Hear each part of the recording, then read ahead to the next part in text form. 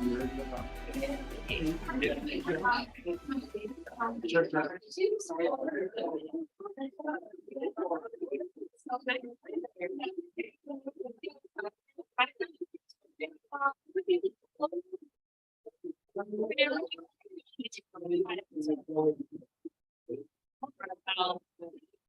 know, I don't want to actually.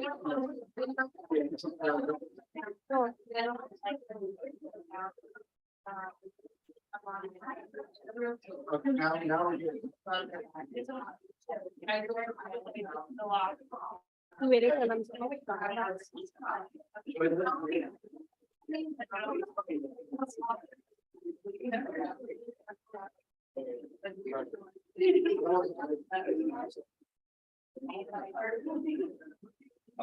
Oh, okay.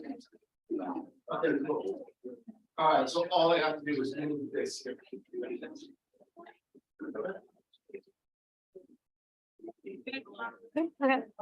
All right, right. folks, here we go. Hello, everybody. Thank you for being here. I would like to introduce our very first poet of the season, Nicole Terez Dutton. Nicole's work has appeared in Callaloo, Ploughshares, 32 Poems, Indiana Review, and Salt Hill Journal. Nicole earned an MFA from Brown University and has received fellowships from the Frost Place, the Fine Arts Work Center, Loaf Writers Conference, and the Virginia Center for the Creative Arts. Her collection of poems, If One of Us Should Fall, was selected as the winner of the 2011 Cave Canem Poetry Prize. She is the editor of the Kenyon Review. Let's have a huge applause for Nicole Terez Dutton. Hi, you all. How are you? Good. Is this a prop? This for real? It's just a shot. Is it? Okay. All right. Thank you for having me. It's nice to be here. Are you all poets? Are any of you Oh, one poet. Hey. Two poets. Hey, three poets. Okay, we can work with that. Thank you all for welcoming me. I appreciate it. It's nice to be here. And I will tell you that in my MFA program, I studied primarily fiction. So I did fiction and poetry, but my mentor was a fiction writer. And so I learned so much about storytelling and about texture and about language and so much about how to read from working with the novelist and fiction writer. So my first poem that I want to read actually is for him. Is there a name attached? It's John Weidman. Oh. John Weidman. I also worked with Carol Meso a lot, and both of them so generous, so wonderful. As you all know, and you'll see as you continue on, it really, no one does anything by themselves, you know? So it's all about, your cohort right here. You're learning from each other, and then the people who hold doors open for you and take time to help you learn. It's everything. I have enormous gratitude for the people who, because I'm sure you guys are very sophisticated, but I had some ideas that that people needed to be a little bit patient with. So let me find this poem for him. Oh yeah, okay. I'm telling you this is about my teacher or for my teacher because it's not obvious within the poem.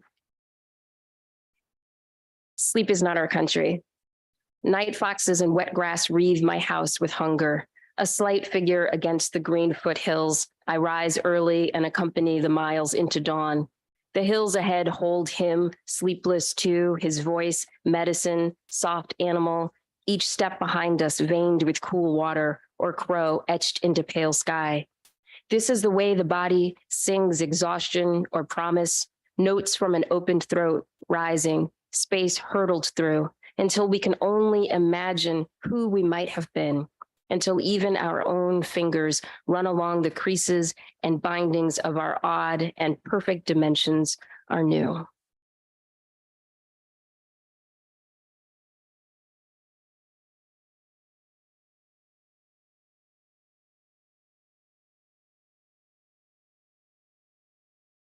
So that's about mentorship, but then also about how many of you all are like runners or walkers or have that kind of moving meditation? No. Moving meditation. I feel like there's so much good thinking to be done in that space that you're purely in your body. Running. I love running too. My knees, not so much, but yeah, I love it. And Weidman's a runner, now long walker. It's a good space to be in. We have that in common. Quotidian. Days longhand, 22 hours, trenchless sunshine, Abba, war, our wince over eggs or chorus with muddy waters. No matter what longitude, we're always laundry for the way we might sing along, a coffee cup in the window, go then. And you rise and squall through the streets, half mad for the bones of her face, knowing no one can be hurried toward, approached, except with delicacy. At the corner, you stop and wait, let the heat press into your skin as if her breath were sunlight.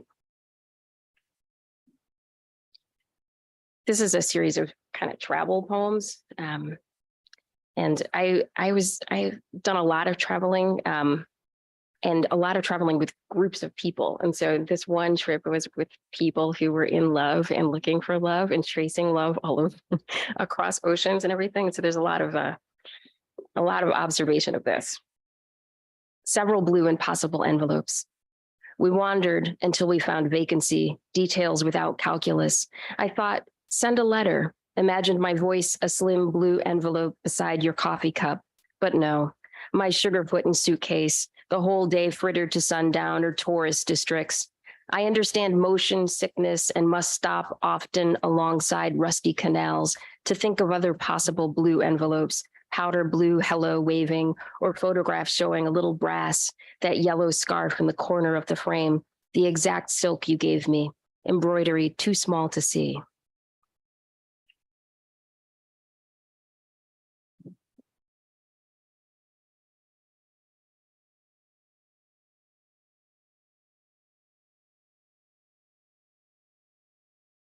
It's all true. Let's say I'm saying, when I love you, I'm admiring the fingerprints of every hand that has touched you. Time is radiant, vectored in all directions. And the larger issue is the little regard for straight lines. Breath coming into this idea deeper than ice age, pushes against the same molecules. Even my saying it alters the speed light takes to reach you. It is dynamic, this now. We touch and touch. This being, again, my voice speaking into the cool green where fog sets a soft weight. My voice again asking the switchbacks, which syllable is not daylight? Which syllable is sleep?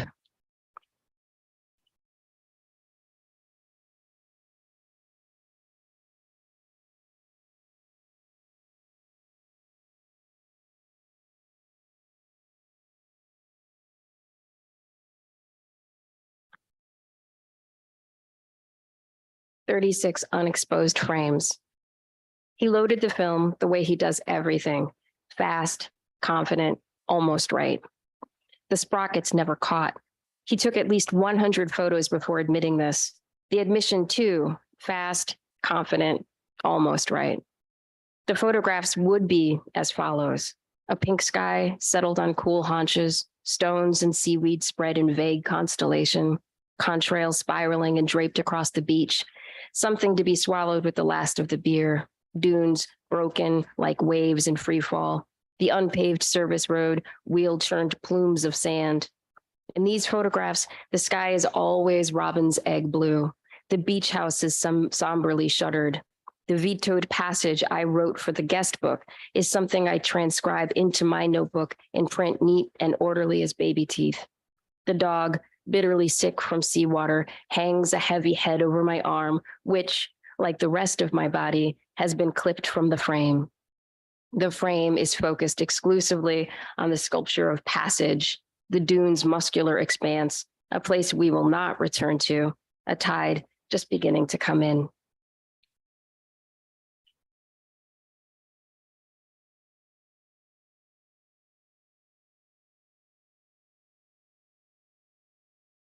I'm going to read a couple more of these poems, and then I'm going to read one newer poem.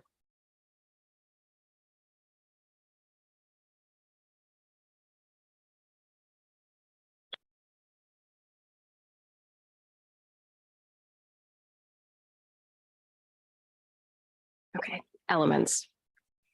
There must be a train station never arrived at. Smoky boxcar, teak and rum, a dark Jamaican who won't say a lot.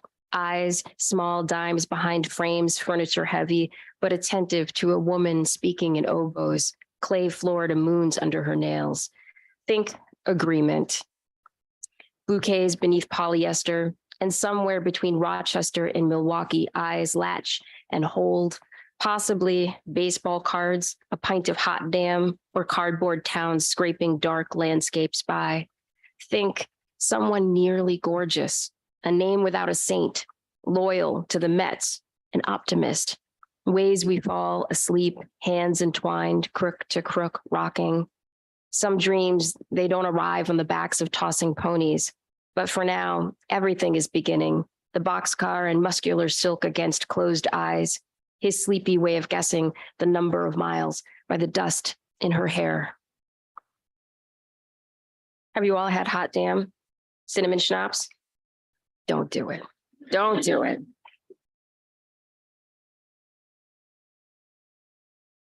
This poem is called Vertical Hold.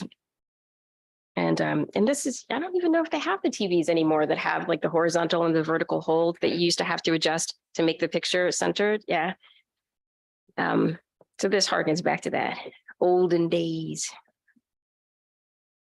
And also I feel like this says something about I grew up in Ohio, in Cleveland, and we were always traveling. I had family in Baltimore and family in New England, and we were always traveling, and it was always Pennsylvania. It's like Pennsylvania is the biggest, longest state.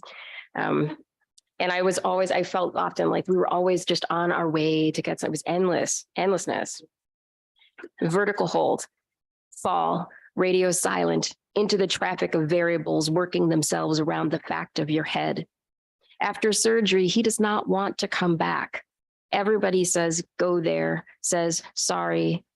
You damn well know your grandfather's bedside awaits. His brogan stalled on the back stairs, his margins overrun with handwriting. Their mouths stitched themselves around the question, when? You are on your way, your body crackling with the static of Pennsylvania electrical storms. Cows pin down the acreage with indifferent hooves, and your car is overrun with guitars, with sad boy voices, sad leather boys with hair drizzled down their backs, boys pretty enough to sing loose the rusty irons through the waxen wrists of Jesus statues. Harmonies loop and reel against bait shacks and strip malls until Delaware falls away, a 3-syllable scab lost to weather, until Virginia's slow farmhouses curtsy and go, until you stop for coffee and push the tractor trailers around the plate with your fork. Keep your blood threaded with sugar and taillights blooming down the coastline until you can fall without considering the mechanics of impact. Fall in the angle his cursive leans, fall as if darkness can be pulled back in sheaves and dropped into, a distance whittled by careful instruments and determination, a thing to be held in both hands. Fall until you can land needle clean, until you can be streamlined, the dark name carved into the tree of his heart.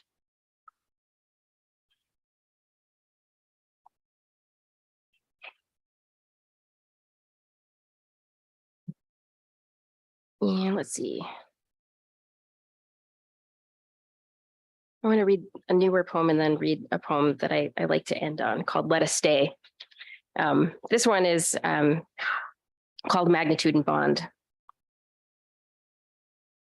More than anything, I need this boy so close to my ears. His questions electric as honeybees in an acreage of goldenrod and aster, and time where we are, slow sugar in the veins of white pine, rubbery mushrooms cloistered at their feet.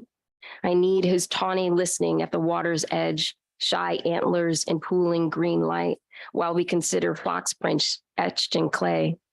I need little black boys to be able to be little black boys.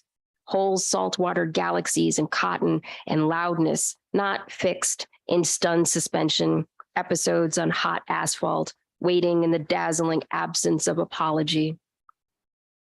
I need this kid to stay mighty and coltish, thundering alongside other Black kids, their wrestle and whoop, the brightness of it. I need the world to bear it. And until it will, may the trees kneel closer while we sit in mineral hush, together. May the boys whose dark eyes are an echo of my father's dark eyes and his father's dark eyes reach with cupped hands into the braided current. The boy, restless and lanky, the boy for whom each moment endlessly opens, for the attention he invests in the beetle's lacquered armor, each furrowed seed or heartbeat. The boy who once told me the world gives you second chances. The boy tugging at my arm, saying, look, saying, now. And I'll close with let us stay. Let there be soft space in the outcome, a possibility we might outgrow our borders, become whole countries of light. Let us remember this season, our chins tucked, our hard lean into gray wind. Let the heart go rich with moss. Let it have no footprints. Let the sun bleach the bones of words we no longer need. Let the birds sing orange and red. Let our voices be cathedral. Let the underfoot mile go. Let everything we touch name us. Let it be a long kiss. Let us stay until Sirius skips his scorched heart like a stone through the last spokes of darkness. Thank you.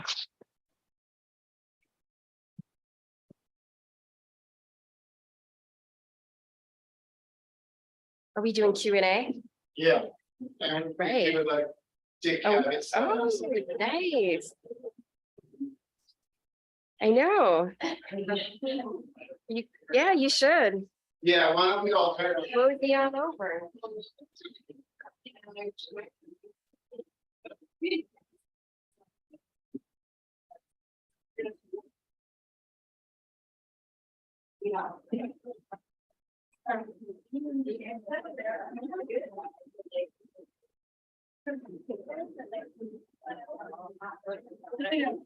Oh, no.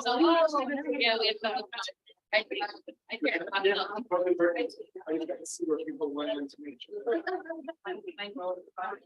They rolled the bar. Actually, Allison, this isn't gonna work. Okay, I can go back there. Yeah. Somehow. So just like, Or you can it's come like, here. oh, yeah. It's fair, forget it. This is like-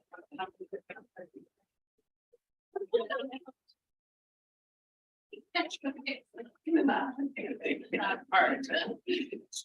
You're just Okay. over here now. Here you go. So thank you so much for that. That was really beautiful. I'm going to start.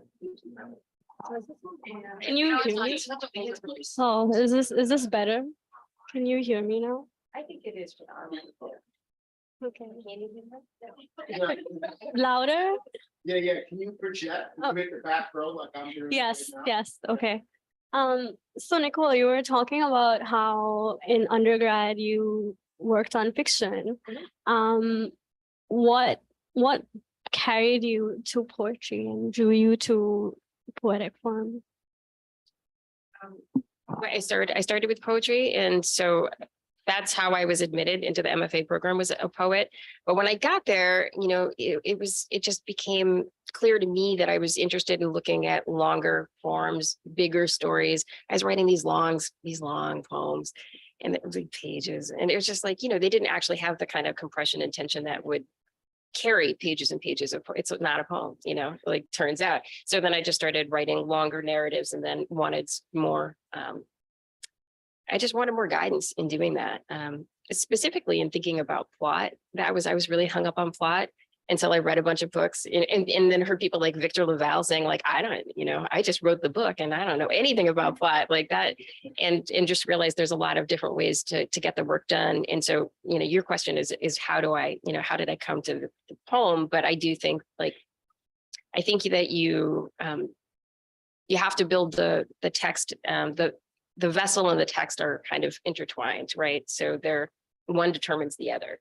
So if you have an idea, then you have to build the right kind of container to express that. And I think that's what makes sense to me about either of those things. So I think some ideas aren't really novel length. And I think, and then some things are just much, much smaller and just have to be those kind of like very compressed crystalline thoughts. Better for poems. Yeah, that makes a lot of sense to me. Thank you. So when I was reading your collection, I noticed that a lot of the poems are very musical. So I wanted to ask you how is music and language tied for you? Do you actively think about that when you're working on poems? Thanks. That's a good question.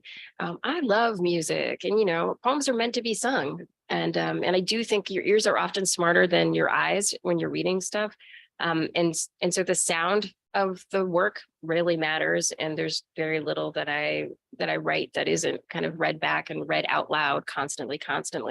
And in fact, one of the things that I have MFA students do when they come to me with their thesis work is I'm just like, let's go, let's read that whole thesis and hear how that sounds, because I think then you start to understand what sort of tropes and cadences and shapes show up, and how they repeat and how they accrete throughout a text and evolve, and what the journey of the piece is. So I think that's part and parcel to kind of conceiving of any poem or any text really.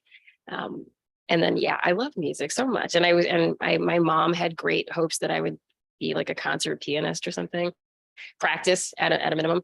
So I grew up playing music and thinking about music and being in bands and going to, basement shows. And that was just very much a part of my life, and listening to the radio. I grew up in Ohio. Everything is like half hour to 45 minutes from everything else.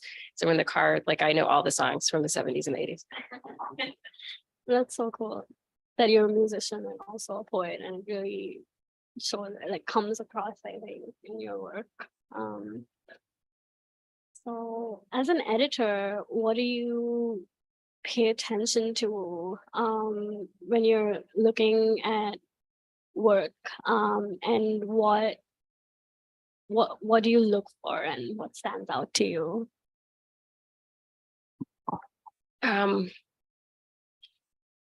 I like for poems to feel urgent and necessary. And I like for the poems to feel, I read all of the genres, and this is true for all of the genres. Like, you don't want to read something that feels like an exercise.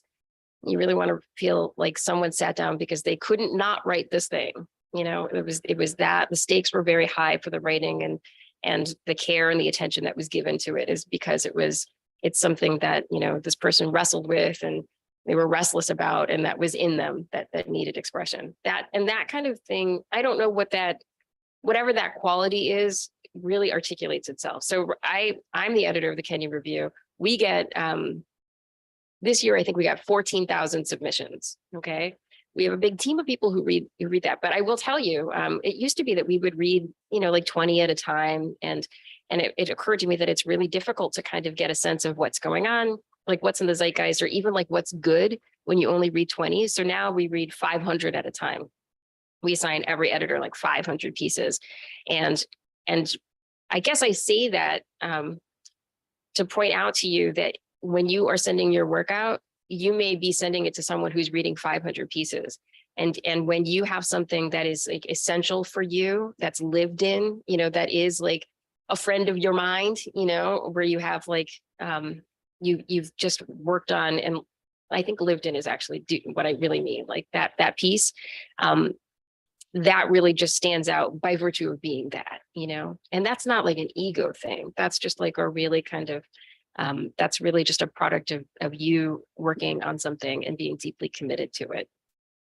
And it articulates itself like those. It's very, very rarely we accept 1% of, I think it's less than 1%. We accept 1% of the stuff that we get, and that's, but I think also just, to have the gift of someone's time and to like have something stay in a reader's or an editor's mind. It does have to have that quality. I mean, it has to be deeply invested with you, just you, not like the person you love and read all their books and want to emulate. Like, that's part of the learning, but like, it actually has to be something that could only come from your mind and experience and imagination. Can I also say another thing? It can't be too perfect. I feel like a lot of times, and I think workshop does kind of tend toward, it's like crowdsourcing your text and making things so that they're sort of palatable, but that sort of often makes them bland, and anonymous in ways. If they're deeply acceptable to everyone, then there's something wrong. Like, you know what I mean? Like the stuff that's weird, that's like, you can't, that's who you are. Y'all are weird, like be weird. And it's beautiful when you can bring your whole self to the page. Yeah, going off of that, like, what does your writing process look like? How do you know when something feels done to you? And like knowing when to stop, I think can be very difficult sometimes. So what do you think about? Process wise, I feel like I just try to write as much as I can, which is not very much, and so it's, it is really like these little like slippers of time. I used to, before, when I was like in MFA program, I was just like, oh, I'm just going to sit here for 10 hours and just like get this done, because I had 10 hours. I never have 10 hours to do anything I want ever. So it's 5 minutes, it's whatever. And I think it's really important, obviously, to carve out those little shards of time. But I think more than that, to take advantage of all of them, like to keep, like, it's like if you're training, you always want to, you don't want to just go out and run 10 miles. You want to be running a little bit so that when you have a moment, you can go and have a good run. I think writing is a little bit like that. You want to be like primed and in shape and ready to do that, and ready to kind of bring your attention to the 5 minutes that you have to write the poem. I think that's really important. Just keep your mind and attention and imagination in shape that way. But I also think that I think it's really important to fill your mind with like good information. So, you want to be reading, and you want to be not just the stuff you like already. Like, you want to be reading broadly and thinking about things, and reading like with range, and reading with real attention and care. I think that is a hugely important thing, and just as important as any writing practice, is that reading practice and being very disciplined and very committed to that. Yeah, I think I remember the question. That answers the question. That answers all of them. So sometimes with poetry, I think readers tend to assume that the poet is also the narrator. And I wanted to ask you what your take on that is in terms of approaching poetry. Like autobiographical stuff? Yeah, I feel like a pretty private person, and I feel like I'm not committed to being autobiographical. And I think also just I feel like I want it to be a good poem. And that may be more important than it being factually true or specific to me. If the poem, if the voice required is like the first person, but it's someone else, like that's not a problem. I think you do what serves the piece. So I don't have any particular impulse to write autobiographical work. But I would say, like the poems that are together in this volume it's the stuff that was of that experience and of that moment that I was thinking about around the same time. And so I think it has a kind of, there is something like, there is a little bit of a journey and relationship between those. They're in dialogue with each other in a natural way. So I would say that to me feels a little bit more important than whether or not, like, how closely it's connected to my own lived experience, or how kind of legible that may be. Like, I don't think that ever for me feels like the most interesting thing about what I'm trying to say or thinking toward. So what were you thinking, like, when you were compiling this book? What was your thought process on putting the manuscript together and compiling the order of the poems and just writing the book? Oh, I was about to say, I don't remember. What I do remember is that I had 97 different versions of this manuscript. So when they called and they're like, you won. And then I was like, well, I'm not really sure which one I sent y'all, because you just send it out in the world and hope for the best. So I do know that process of thinking about it became really different once I understood that it was going to actually be published. And a bunch of poems fell out, they shook out. I was like, these are just not good enough. This was much longer. And, or there were poems that seemed to me were doing duplicate work. They just weren't super necessary. So those fell out. And I remember being overwhelmed because it seemed to me that there was 97 different versions of this. And there could be 97 different ways of getting that done, still. So I remember being overwhelmed by that. And I also remember that at a certain point I did I printed everything out, I laid it out, and I read them out. And then I put it together my thinking was like a mixtape, like what makes a good mixtape.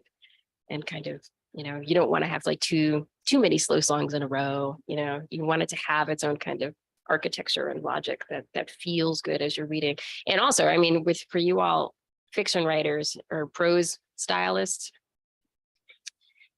people typically read the stuff like in order, like one chapter after the next. That's not necessarily true of poetry. So you just recognize that too. But I built an order that made sense to me, but I'm fully aware that most people who are reading poetry don't read straight through the book. They just pick a poem. And so, I think that means each poem has to stand on its own, because you recognize like it may not be kind of like cozying up to this other thing that was a beautiful transition.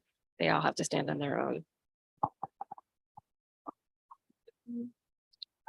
So I think about this a lot as a poet and someone who's thinks about just what a poem looks like on the page a lot. And I guess I wanted to ask you like what your approach to like inventing your own form and building your own structure when you're writing a poem looks like, and how you think about that. Yeah, that's a really good question for poets to think about, like how the thing is living on the page, how it looks, what that signals, how the white space is being utilized feels really important. And I feel like, again, like that, I don't have any hard and fast rules. I have like things that I like and don't like. Like I don't like, breaking a line on prepositions and things like that, but I think every text is its own little machine, and it has its own rules that govern it. And I think that it's more important to kind of be committed to and alert to what those rules are. And then to recognize kind of what opportunity you provide the reader. So for poems in particular, if there's something with the white space that invites a reading that, suggests that there's multiple kind of interpretations for a single word, then that's an important thing to recognize and think about and play with or play against, But again, like I think that I think it's good for every single piece to be its own universe. So I think I have 2 more questions for you, if that's okay, and then I'm going to open it up.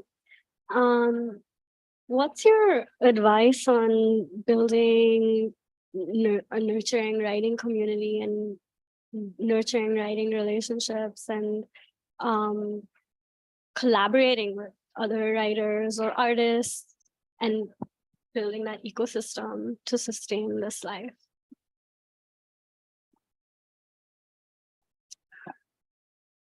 Well, I think that I think it's good to remember that the people that you're with right now, like you want to treat everyone like you're going to know them for the rest of your life.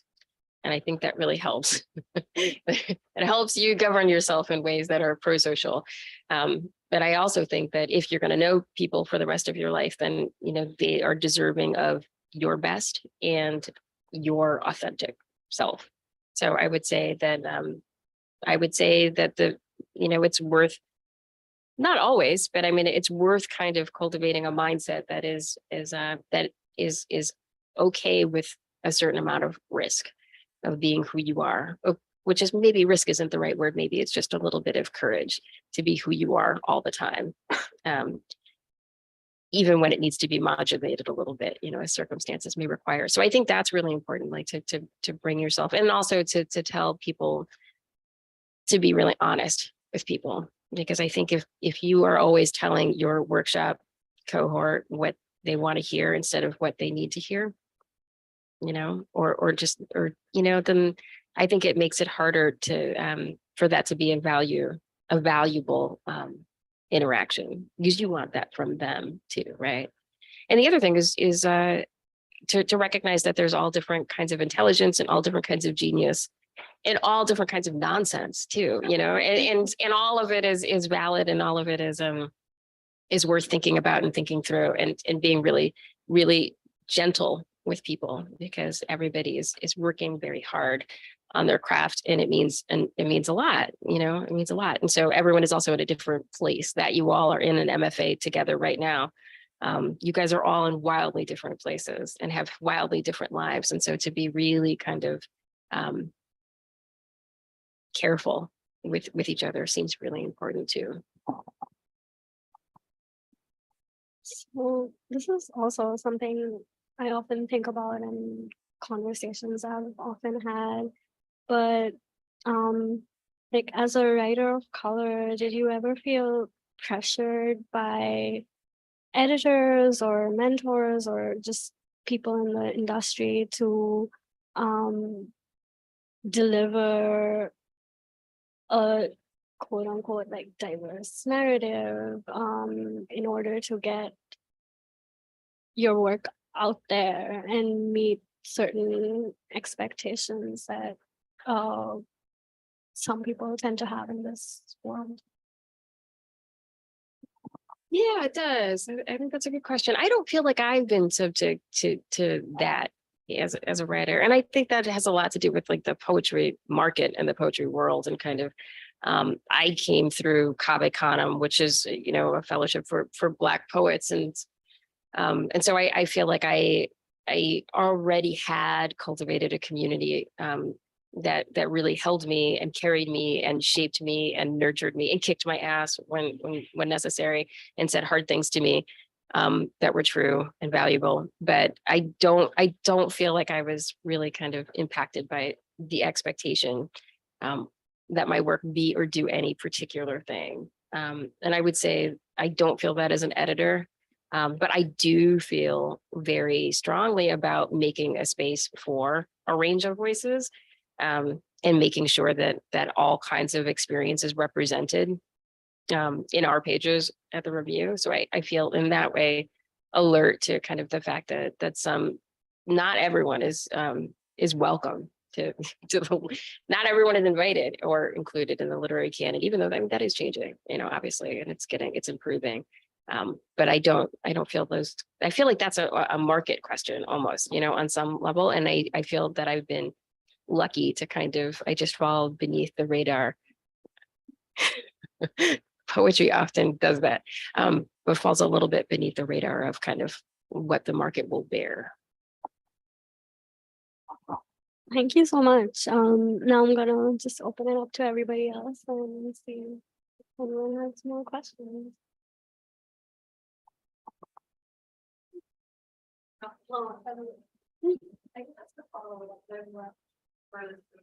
okay. Well, I was just wondering, when you were talking about music in relationship to your poetry, do you have specific artists or songs that you return to generate? I think I have to walk this. What you have to say. Yeah, I was actually, there's certain like albums that it seems to me like when these poems came out, I was listening to this band Shudder to Think a lot, and Fugazi, I was listening to them a lot.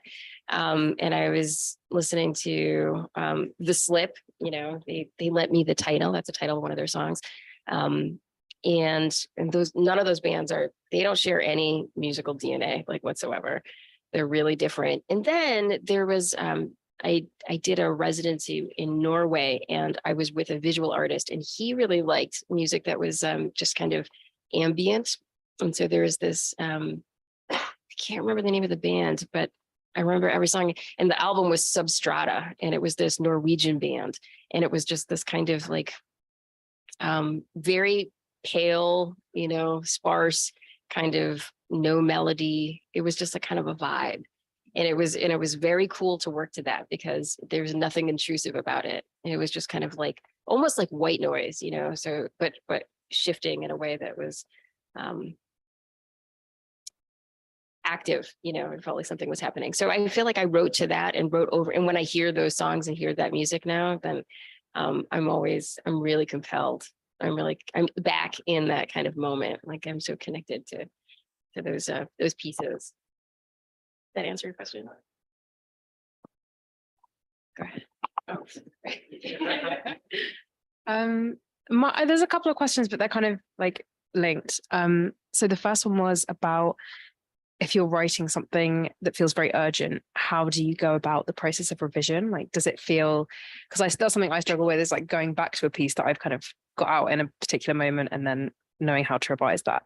And then the other thing was you spoke about like workshopping a piece almost like, and kind of it can become bland with trying to account for too many different things. Mhm. And I wondered if there's a point at which you feel your work is ready to have eyes on it, or whether you're kind of protective over it in its infancy, and then like do you like to get it to a certain point before other people have eyes on it, or are you kind of open with it with other people at the beginning? Yeah, sure. Thanks for that question. I'm gonna think about the last part first. I definitely like to do everything I can for a piece before I bring it to workshop. I feel that things are really new.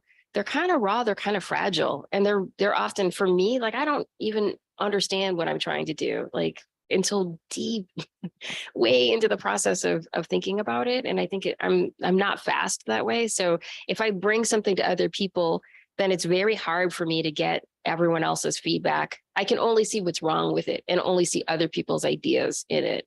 And then there's nothing for me. It's kind of like you had the experience where you wake up from a dream.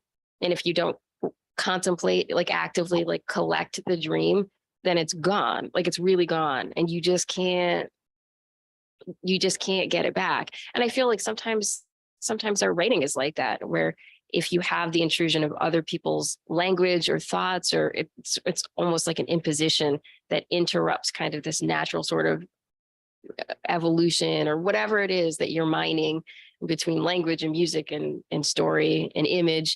I think then it can just crumple and just really collapse. So I like to feel like this is a thing that I have confidence is a thing, and there's some like actual like bones and architecture in there, and then I bring it to the group, and it's ready for me.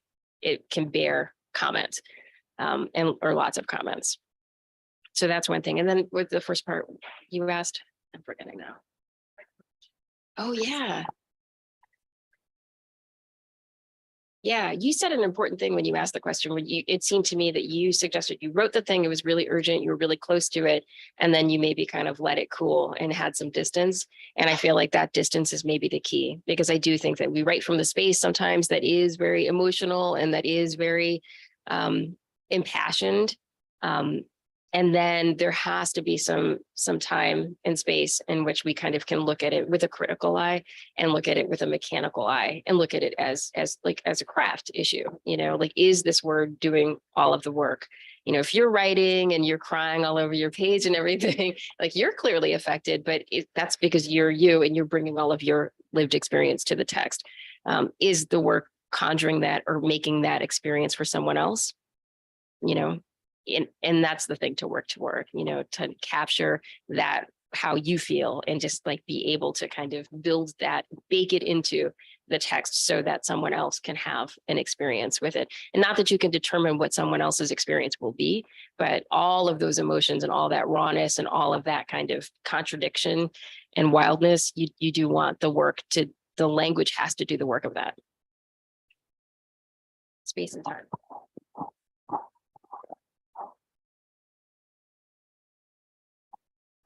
Hi. I am wondering how you found the transition from MFA to kind of entering an adult, separate solo, as solo as we can be in this, but solo writing life, how you kind of found yourself building your own community organically, and just what that transition looked like for you. For me, I went to my MFA program when I was 30. So I already had been out working, and I don't know where you all are in the world of things, but I had been out working and in the cubicle and the whole thing. And I also had participated, I already had a writing community, my local community was totally wonderful. And it was like an open mic situation, a couple different open mics. And then there was just writing groups that evolved out of that. So I had people that I was working with and thinking about poetry with, and in books and in conversation with, and people who told me like what they were reading and helped me grow that way before I went to the MFA program. So I think that's one thing that that was useful to me, because I didn't have any, when I was in undergrad, I had no plan and I didn't know what I was going to be doing. And I wasn't working toward an MFA. Like I always loved writing and I always wrote, but it didn't occur to me to study it or to bring it into the academy at all. That wasn't even I didn't even know that was a thing, that you could do necessarily. So I wasn't heading in that direction. And then I would say after I graduated, I returned to that same community, same city. So a lot of those kinds of things just revived. And I do think that at that point I was working with a little bit more intention and focus. And I do think I came out of the MFA with a bunch of actual poems, whereas I went into the MFA and I was just like, I have 3 books here, y'all. These are so good. And then I went and I was, I really kind of I really shifted direction and thought about different genres and all of that. And then I came out with like 2 or 3 things that I was really proud of that I felt like had traction, like they had legs and that I could continue. So the 2 or 3 like projects, like things that were going to be, the beginning of something. And that felt hard won and felt really good. And so, but I do feel like leaving with something to work with did help me, just kind of continue moving forward. I would also say that I was, because I had been working, like it never got old to wake up and be able to write poems and go to the library and think about books all day. It never got old. And so I did become actually really disciplined in a way that I hadn't been previously. And that also helped me. So when I graduated, I had a writing practice, I had a reading practice, and I had things that I had a way to, I was toned, I could get right into it, even though I had much less time subsequently to do the work, but I was ready to do it and had a clear direction. So does that answer your question? Yeah. I think we have time for one more question.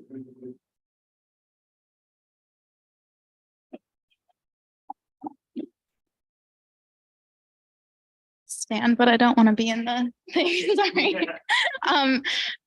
You mentioned at the top of the show, I guess, that there was some mention of like having unsophisticated ideas at the beginning of your MFA program. This is probably just a nosy question, but I have been dying to know what you meant by that. So if you want to, yeah. I thought that it was just me and E.E. Cummings who didn't want to, capitalize or use punctuation. It's not. So that was one thing. And then I had this thing where I would use all this language that was like, I don't think it's a bad impulse. I just don't think it really worked in the poems. And I would use all these like old words that were just like well out of use. And I was really into the fact that like the texture of the language itself, but it was also just like, it was ostentatious and it was imposed on the poem and often not in service of the poem. I was just obsessed with it. Like the way you might find a cool thing at an antique store that you don't need. You're like, it's just cool, So I had that habit of kind of adornment. And I think too, I had a sense, I just don't think I had really good control over image.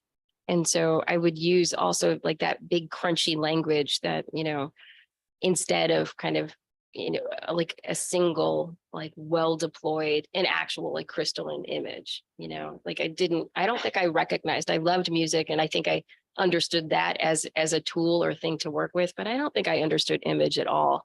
And I think I was using it pretty haphazardly in like an underdeveloped kind of ineffective way.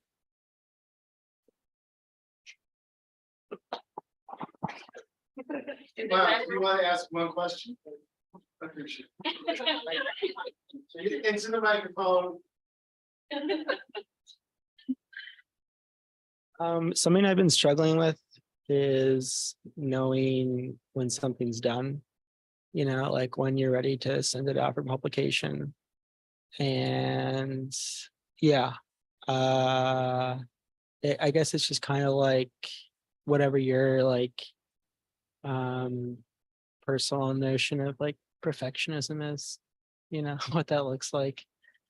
Yeah, I don't know. It's been bugging me recently, like more than usual. Let me speak of that as an editor. And I'm going to say, don't let perfect be the enemy of the good.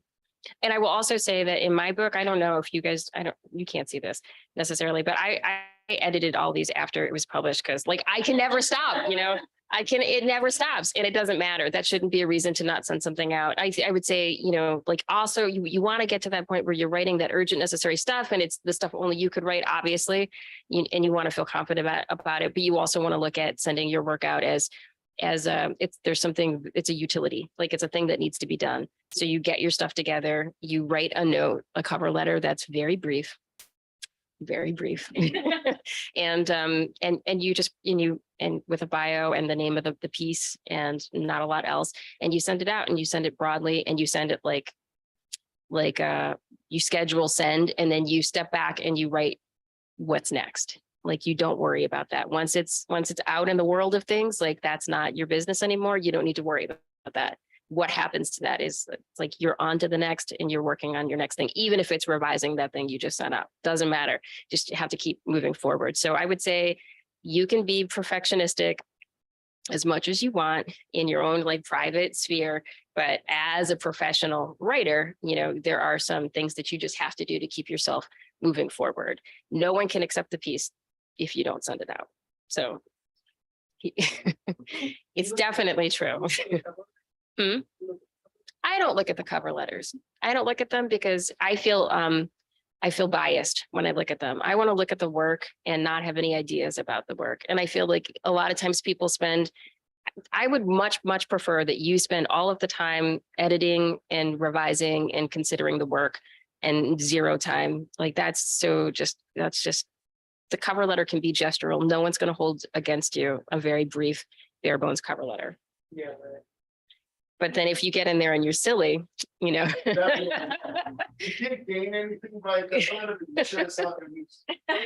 or you can, if you notice that you're using the cover letter to explain work, then that's useful to notice because that means then there's some more work to be done on that work. But it never looks bad if you're too brief, right? I don't think so. That's my take on it. We have a bunch of readers who look at things and we don't explain to them or express that that's a priority. It's the work. That's the packaging with your like information so we can contact you. That's not like a thing to your mastery is in the piece itself. So I wouldn't worry too much. Don't overthink it. Just send it. Just send it out.